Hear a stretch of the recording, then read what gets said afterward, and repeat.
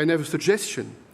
As we prepare the EU's next strategic agenda, Јас имам предлог, додека ја подготвуваме следната стратешка агенда на Европската Унија, мора да си поставиме јасна цел. Верувам дека мора да бидеме подготвени од двете страни до 2030 година за проширување. Ваквата оптимистичка најава на првиот човек на Европскиот совет за динамиката во идното проширување на ЕУ не се рефлектираше на домашната политичка сцена на која евроинтеграциите, условени од уставните измени, се главната тема во меѓупартискиот диалог. Неочекуваната доза на искреност на Шарл Мишел на Бледскиот стратешки форум проследена со временска рамка 2030 година која како таргет за зачленување се има поставено и владата на Димитар Ковачевски, во Скопје мнозинството и опозицијата ја перцепираат различно. За власта настапот на Мишел е пресвртница во политиката на Европската Унија кон проширувањето. За прв пат после претходното проширување имаме временска одредница која што официјално лице на Европската Унија ја представува како можен термин за наредно проширување.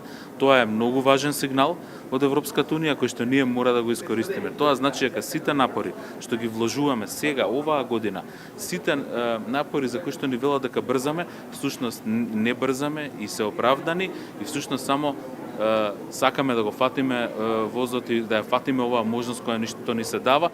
За разлика од него, опозицијата е многу повнимателна и поскептична во изјавите што доаѓаат од првите луѓе во Брисел.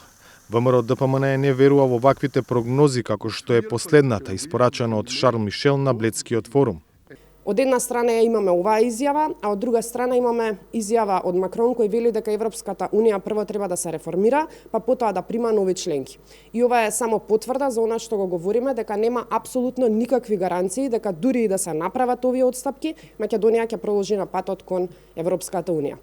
Наспроти стравувањата на опозицијата, меѓународната заедница уверува дека ништо не се загрозува со уставните измени и истовремено порачува дека сега е моментот кој Северна Македонија не треба да го пропушти. За ова прашање денеска во Прага разговарале чешкиот и македонскиот претседател. Согласни сме дека стабилноста и безбедноста на Западниот Балкан, како и неговиот демократски развој, зависат од неговата европска перспектива, што е причина повеќе Европската Унија да го зголеми своето присуство во нашиот регион, за да го задржи кредибилитетот на процесот на проширување, изјави претседателот Пендаровски. И Европската Унија и Соединетите Американски држави се јасни дека сега е моментот што треба да се искористи, дека тоа зависи исклучиво од политичарите во земјава.